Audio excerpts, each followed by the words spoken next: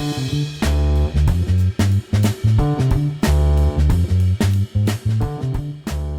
everybody and welcome to another hobby cheating video, and today we're going to talk about achieving smooth blends. And unlike a lot of videos about blending, I'm not going to focus on any one specific technique. We're going to talk more about the nature of paint and the nature of how you actually achieve smooth blends. Because I feel that a lot of times this discussion gets lost in things like loaded brush or wet blending or two brush blending or void blending or whatever it happens to be. And so we get too obsessed with the technique, whereas what we need to be sort of thinking about more is why would we employ the technique and what's the outcome going to be if we utilize it. So I'm going to talk a lot about theory, the nature of the paint you're using, and what blends you can and maybe should be applying and how we can achieve it. So I've got a little ogre here. He was zenithal, as you can see from the parts that aren't painted. We did a little deep whole red undershading and then put some skin tone on him. This is just one thin glaze of skin tone over the undershading. Now, as you can see, he already has some nice transitions on him. And that's the first thing I would point out, is that one of the keys to achieving smooth blends start before you ever really get brush and paint on the miniature.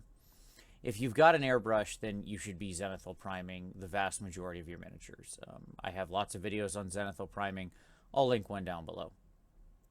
Even if you don't have an airbrush, which I would highly recommend you get if you've got a 3x3 foot space in your house and roughly $100, it's probably the best investment in your hobby you'll ever make. That being said, if for whatever reason you don't or can't, then the real key is just to get down a nice smooth base coat, okay?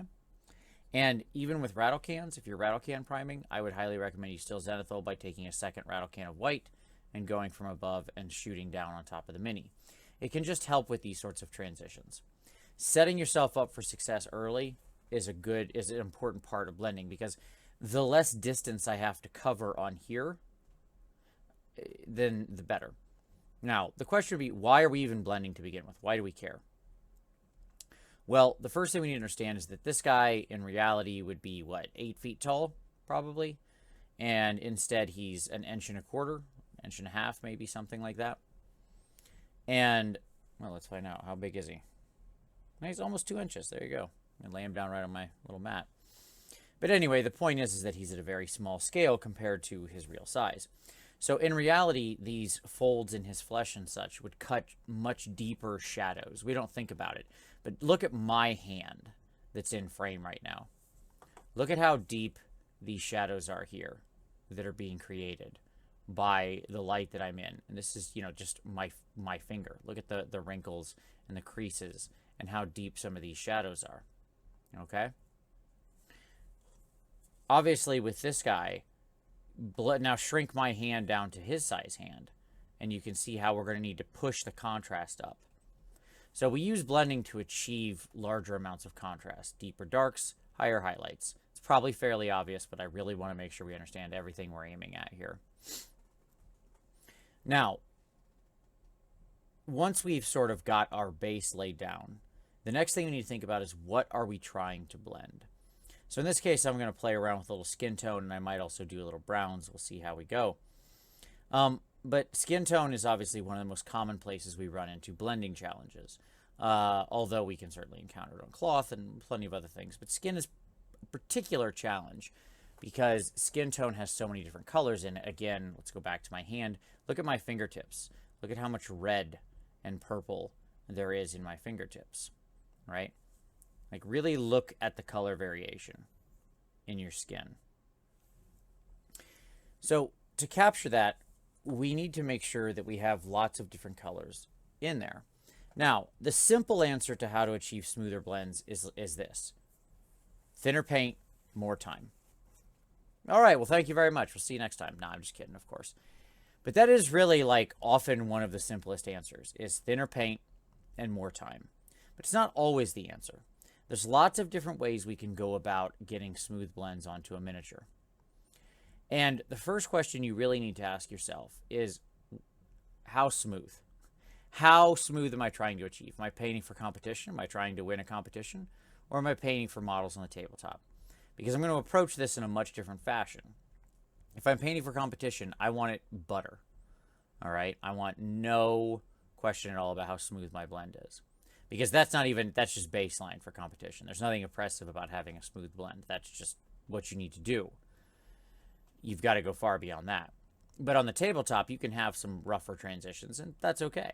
Because you had to do, even in the case of ogres, you probably had to do 30 of these guys, 40 of these guys. So, the next thing I'll say is you need to think about what colors you're trying to apply. Darker colors, like this, what I've got here on my palette is some Arbuckle's Brown from Fantasy Games. I've got some Orcish Dermis, some Basic Flesh from Scale 75, some War Colors Ochre 1, and White. Now, you can see this is wet and is running into the other color, but that's okay. It's not going to bother me any. A darker color will tend to be able to be thinned and will remain more transparent. The reason a darker color, and so will be easier to blend. Dark colors are always easier to blend than brighter colors.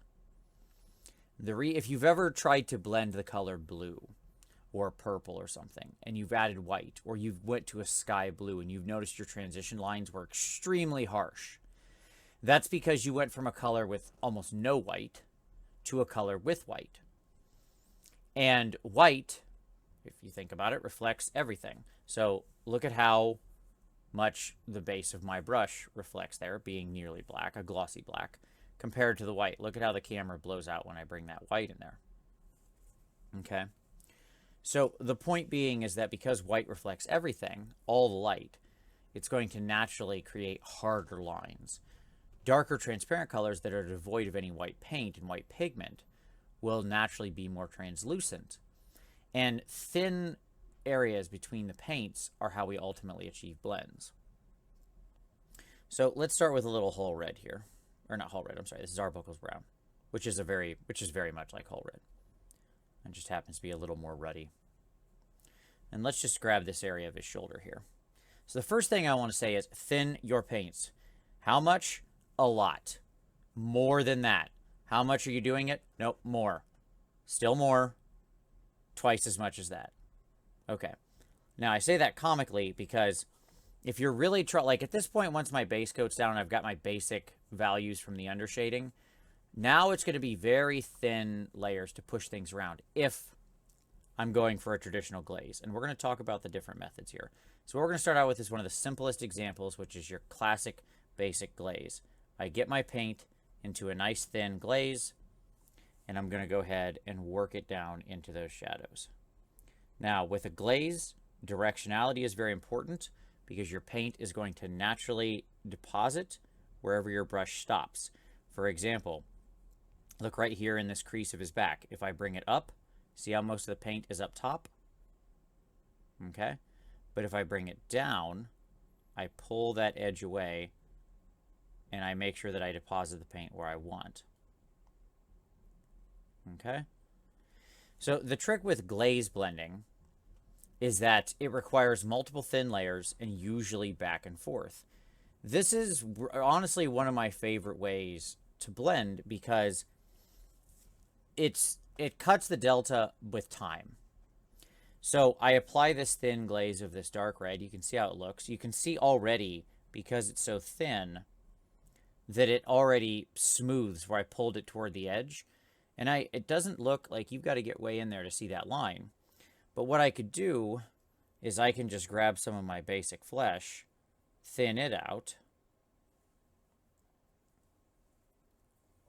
Always test on the back of your finger. And then I could just run it over the edge of my line. And I've more or less got a pretty smooth blend, just that easy with some quick glazes. Okay? Now, is it perfect? No.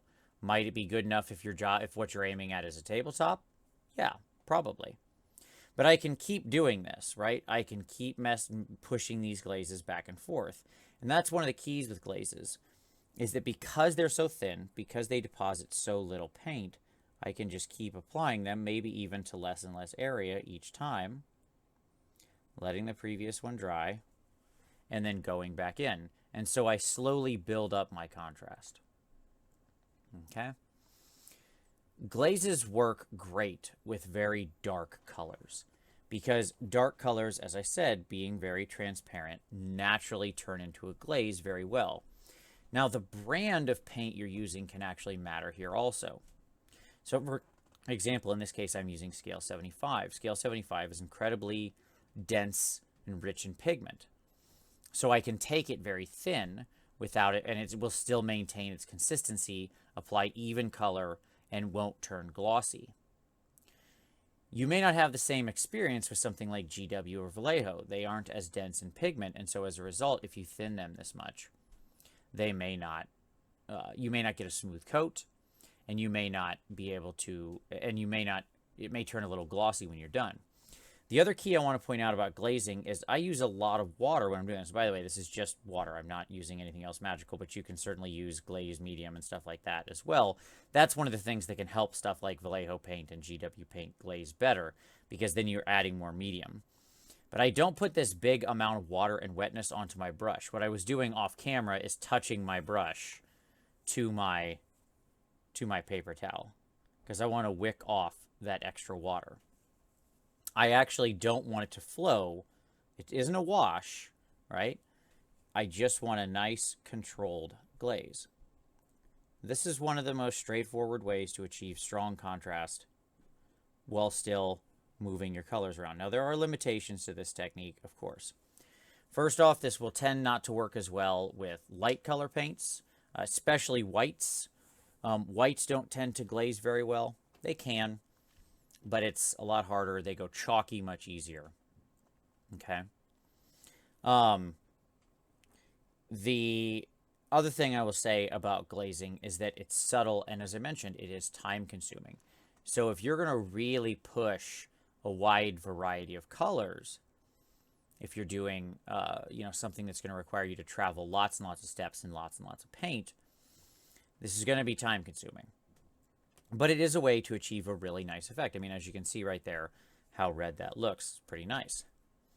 Now, the other thing we can do is we can do what's called some void blending. So I'm going to take some of my Orcish Dermis here, which is actually, I was going to mix it with a little bit of this red anyway, so I don't mind that they're running together. So I get that nice purple shade. Now, I'm still going to work pretty thin, but I'm not adding extra water. Still going to make sure the extra is off my brush. This time, let's go over on, let's do it here on the middle of this shoulder here. Now, what I'm going to do, it's thicker, okay, and I'm going to put it on there. And then I'm either going to wipe my brush either very aggressively on a paper towel or the old spit. You know, you just put it in your mouth. And then I'm going to go back in with the brush after I cleaned it, and I'm just going to go ahead and start pulling it out to the rest of the miniature. And every so often, I void my brush some more. And what I'm doing is effectively through, basically, this is often called void blending or spit blending, because it's relying on your spit to consistently thin the layer out and pull it out into the miniature to where what you end up with is a nice transition. And then once that's dry, I could go back in with a nice flesh glaze. And I could start on the top there. And I could do the same thing in reverse.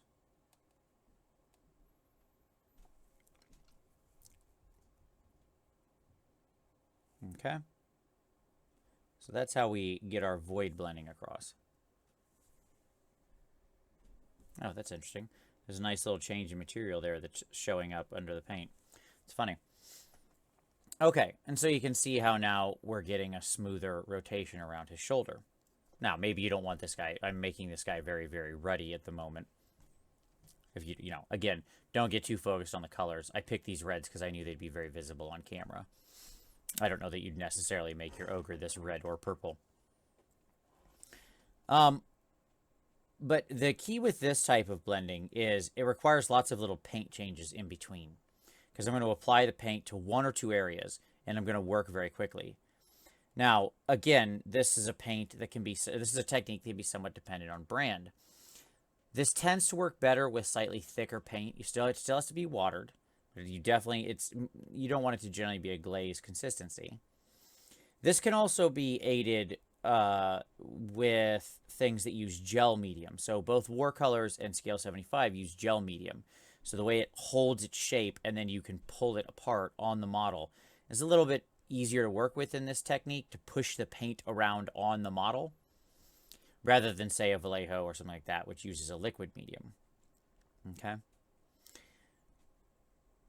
So, again, where this technique is going to serve you the best is when you're trying to push very extreme colors into a place. So if I take this very deep Arbuckle's brown, and I want to work this dark shadow down here, well, what I can do is I can just push that down into the area there, void it out. Again, not everybody likes to lick your brush. You don't feel like you have to. You can also keep a wet sponge next to you and achieve much the same effect. I just find this to be the quickest, easiest thing. Again, so this is the best with darkest colors, but you can see how immediately I pull this up. And as I'm adding more water to it, it gets thinner and thinner. And I get a nice, smooth transition quite quickly out there. Okay? All right. So overall, I quite like this method. I'll be honest, I use this a lot. I tend to push paint around and use a lot of void blending. I find it to be a nice method. It can be a little tougher with something that's a lighter color. So I'm going to take a little of my ochre and a little white here. Just kind of touch it to a little bit of the flesh to get in there. So I get a really, really light flesh tone. Again, I'll wipe off some of the extra. And let's get up here on the top of this shoulder. Here, it's going to be a little harder. Brighter colors don't tend to do it as well, and their coverage tends to be a little more chalky, a little more spotty. It's harder to control. So with this, you're either going to see a very sudden change in effect or not much movement at all. And that can be one of the problems with working with brighter colors. So one of my preferred methods when it comes to dealing with very bright colors when I want to do them is to go for something like wet blending. So with wet blending, what we do is we're going to basically get 2 layers of wet paint onto the model at once. I tend to like this with brighter colors, with things that I want to have a smooth transition from a very high tint and down. Okay? Now, when we wet blend, we still need paint that's going to move. So let's do a little white and some flesh. Okay? Like we'll get up here on this shoulder blade.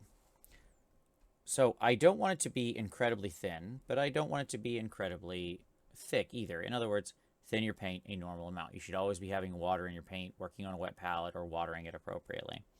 What I'm going to do is I'm going to just put some white up here. Just kind of push it in. Okay? So there it's on the model. It's wet. Then I'm going to void my brush and go straight into my regular flesh tone. And I'm going to put some flesh tone right there. And then what I'm going to do is just start pulling them together.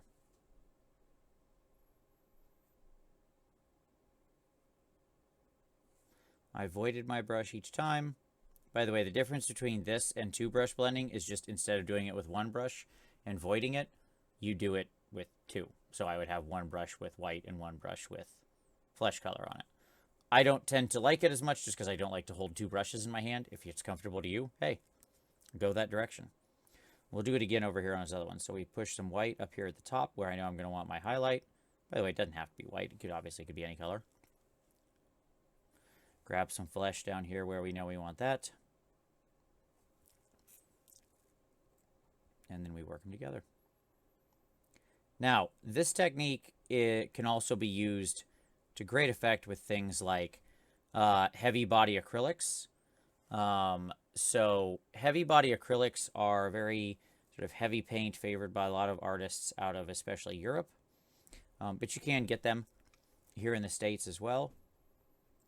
And they tend to act a little bit more like oil paints. This is much more of an oil paint style technique. It's certainly influenced by that. The idea being that because the paint has a longer working time, I can do most of my blending directly on the model. And as long as I'm working fairly quickly, I can just keep going. Paint is still wet. I'm doing nice light touches. I'm not pushing hard.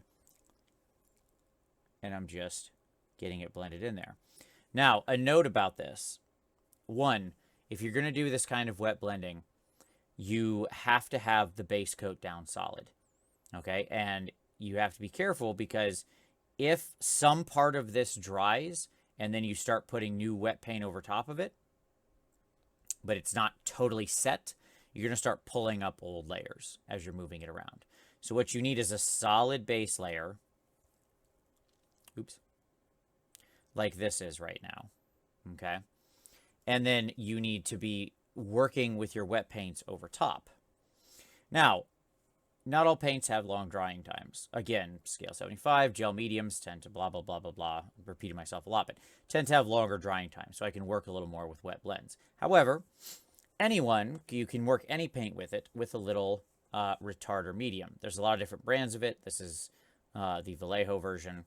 I like to keep a little bit of this on my palette. I don't know if you can see it, but it's actually right here, mixed 50-50 with water. It can be very easy. So what we do is we go into our retardant medium with our brush and we pick out a little bit of the actual paint itself. And then we come over here and you can see how it now has a more gel-like consistency. It was probably a little too much that I should have wiped that, but that's okay. And then we can work it together.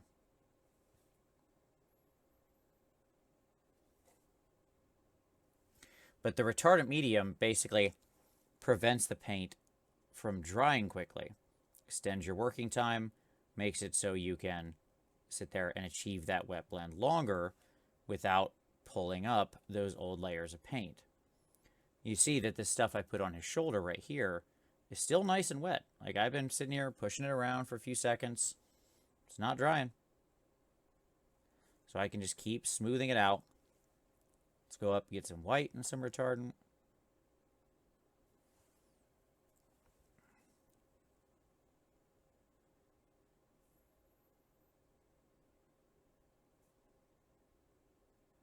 And I can just keep pushing it together. Now, knowing when to stop is usually the challenge with this because you're going to hit a point where you accidentally tear paint off the model and then you got to stop. Now, the other thing I'll say about wet blending is that it can tend to have a little roughness when it dries because you might end up with everything, especially if you've got a fair amount of retardant medium in your paint. You might get a little bit of spottiness. You might not end up with a perfectly smooth transition at the end. Again, if you're painting for the tabletop, probably not relevant. You know, you're going to achieve something that I think looks pretty nice. So it's a question of what are you going for. But if you're, again, painting for competition or you want to model, this is a special character or something you want at a very high standard, then you are going to need to go back in and glaze at the end to smooth everything out. And that brings me to my next key point, which is, and again, why I don't like to talk just in techniques and say, here's the technique about two-brush blending or loaded brush blending or whatever. Because in the end, your smooth blends are going to, your really like butter blends are going to be achieved by the combination of multiple of these techniques.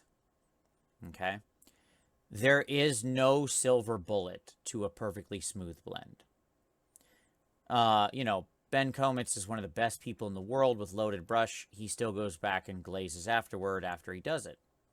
He's combining multiple blend techniques, but he's using that loaded brush to achieve a nice contrast right out of the gate to really get the strong values in, and then he's just kind of correcting and pushing the edges, just kind of smoothing things out, right? And you can see now, you can see how some of that paint, I don't know if that's reflective or not off on camera, but right here where I had that retardant medium, it's still a little wet. So you do have to be careful, because if I thought this was dry and got in there and started slopping paint around, I could easily rip up that whole layer that I just did. So do be careful when you bring in your retardant medium. It's worth noting just how long it's going to take your paint to set. Your old friend, the hairdryer, can be of great value here. When you're thinking about the nature of your blend and how much work you're going to have to do to get there, the amount of space on the miniature matters. What I mean by that is, if I were trying to blend this little muscle right here, sort of, I don't know if it's a muscle or back fat, whatever this particular thing is, this would require much less effort because of its size. Things like fur and tiny details, okay? Like I'm trying to find a good example here on him. See these creases here in his flesh? Blending out these creases is going to be easier than trying to blend something over this long, flat shoulder space.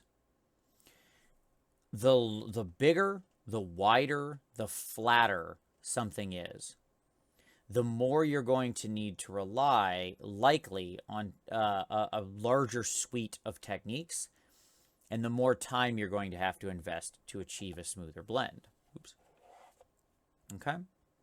Because those larger, flatter spaces are going to show every inconsistency in your blend. Everything you didn't do or catch correctly is going to ring out like a bell. So now that that area is dry, I'm going to go back in with just a nice glaze of my flesh tone here. And again, directionality matters.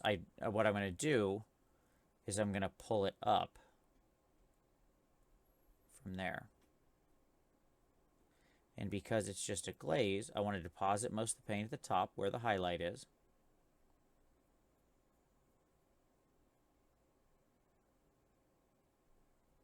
You can see how the red still shows through. But what we get is a much nicer transition, very subtle hints of that purple in the skin tone. And you can see how immediately the combination of those two things. So we used the wet blending to get our values in place. And then we use some glazes over the top to achieve a nice smooth effect. Okay? You can use just about any combination of colors when you're doing this. I'm doing it on flesh because flesh is the most common place I run into this challenge. But it certainly doesn't have to be these particular purples and pinks and skin tones I'm using. The story here would be the same if I was doing a blue cloak or a piece of armor.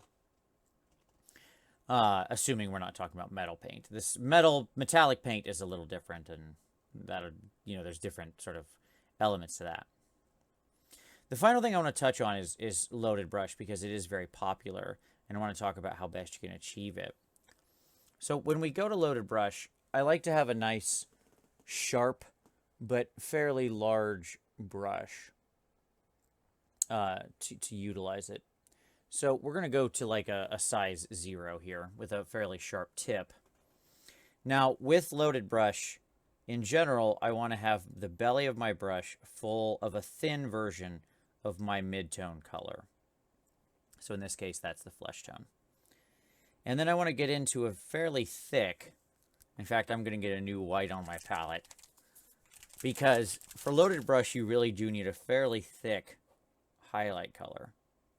So again, the paint that you're using can very much influence your technique. So now I just got some white sands from scale 75, which is much thicker. So then I'm going to put something like that. And what I'm going to do is here we'll do the top of this muscle. I'm going to use the side of the brush and work it back and forth and let the flesh tone wick up into the white. So what I get is a nice focus of white there on the top. I'll do it again here on this muscle. Let's get that flesh tone in there. Works best when you've got a nice, sharp highlight color, and you're just touching the tip. In fact, if you get a little too much, boop, you just very lightly touch the tip. Okay, so let's go right here on this back muscle here.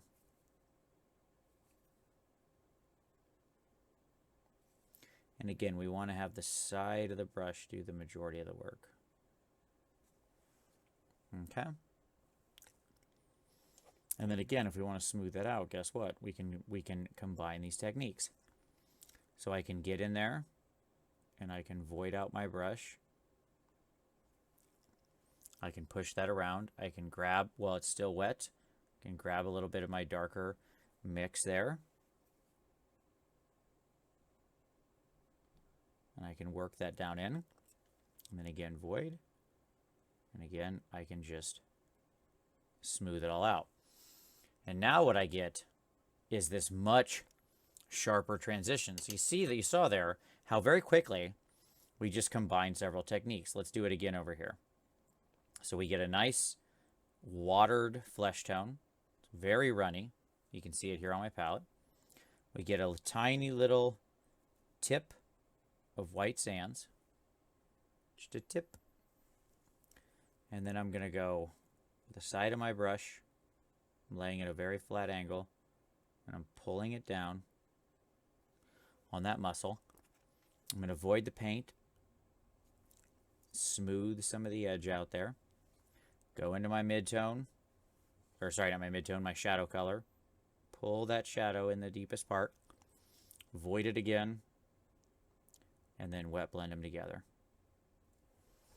And so what I get is a nice smooth effect where I've got all my highlight built right in.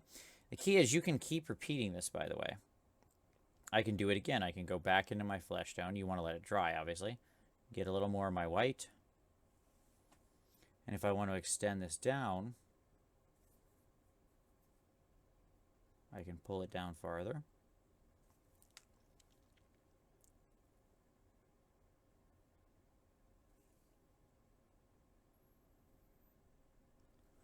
Right? So I can play with how far my highlights reach. So by combining those techniques, I achieve what I think is a pretty nice looking skin effect, especially for the amount of time I spent on it.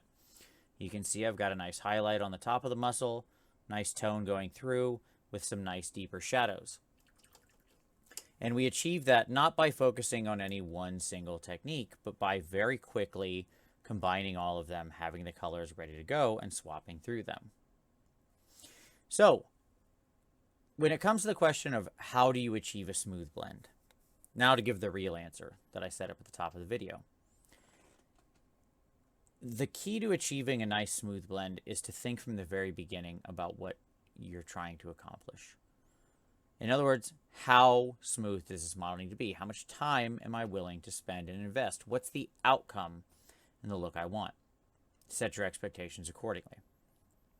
When you're priming the model, try to build some undershaded value in. You can do this with zenithal highlighting through an airbrush or through rattle can. Or if you don't have any of those, you can grab your paint over, say, a mid-tone, spray it in something mid like bone or brown or some mid-tone primer. Like take the case of flesh. I would grab a thick-ish flesh color and a big brush, and I would just lay down a nice, smooth, buttery base coat over the whole thing with a big brush. I wouldn't worry about it. I just get it on there, and I'd probably start etching in some shadows while my paint was wet. The point is, get a smooth base coat down. I don't mean uniform. Not what I mean. I mean smooth. Don't have cloppy paint. Don't have chunks. Needs to be don't have anything from the color beneath showing through inappropriately. Smooth. And then when it comes to applying your techniques, think about the paint you're using. Are you using like a scale 75 or a watercolors or something that's gel medium, is going to dry slower and allow you to have a longer working time? Or are you working in like Vallejo or GW or Army Painter or something where maybe you need a little retarded medium? Think about how you can utilize glazes and things like that with your darker colors, because they will naturally glaze so much easier. Again, we'll go back into this Arbuckle's Brown. We'll kind of balance this side out a little bit with a little glaze. So I'll balance out the underside of this one with the other one.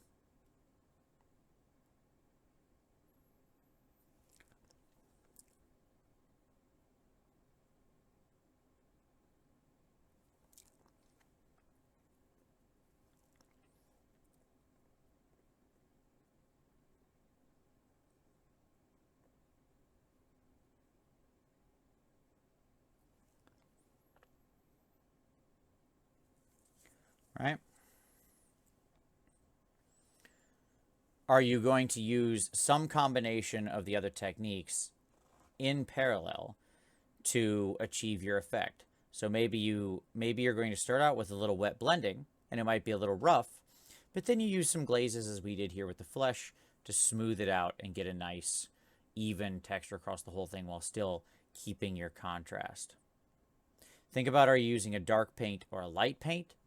Think about the size of the space you're trying to blend across. The larger and flatter the space, the more you're eventually going to have to work in extremely thin glazes. No matter what, the end of this road on a very large flat, unless you're using a heavy body acrylic in an oil paint style, if you're sticking to standard acrylics, the end of this road on a very large flat surface probably includes some amount of glazing. If you're really trying to get it, you know, as buttery smooth as possible. And that's just because, in general, you're going to see inconsistencies in the acrylic paint at that scale. It's just sort of the nature of the beast. And glazes are the way you kind of even out all those tones. Okay? So that's how I approach blending. There are certainly more ways than what I've talked about here, and other people have other techniques. Like I didn't show you the heavy body acrylic or oil paint thing. If you go back and look at my oil paint video, how to paint with oil paints, you'll see the blending on the miniature you can achieve with heavy body acrylics or oil paints. What I want to point out to you here is think about all these things in tandem, put them together, play around, experiment. Don't be afraid to push paint around on the model itself. Don't be afraid to put the time into it if you've got it. If you're in a rush and you're trying to get stuff done for the tabletop, then figure out which of these techniques is going to work the best for you. If you need a lot of good blending across a lot of models, something like wet blending can be a great time saver. So look at your retardant medium. You know, look at stuff like that. And use that to your advantage, because you don't need the perfect blends. But if you're going for something that you really want to stand out, then it's time to start thinking about how you use all these techniques in tandem to achieve the right effect. So there you go. That's how I achieve smooth blends. I hope this is helpful to you in achieving your own smooth blends. I would encourage you to experiment. There is no one perfect style. This is simply mine and how I've arrived and how I paint. I would encourage you to play with all of these and find your own style and your own voice and take your own next step on your hobby journey, because there is no right way. There is only the way that works for you. So with that being said, thank you very much. Give it a like if you liked it. Subscribe for more hobby cheating in the future. Share this with somebody if you know they've had some challenges with blending. Sharing is always the nicest thing you can do and deeply, deeply appreciated. And as always, we'll see you next time.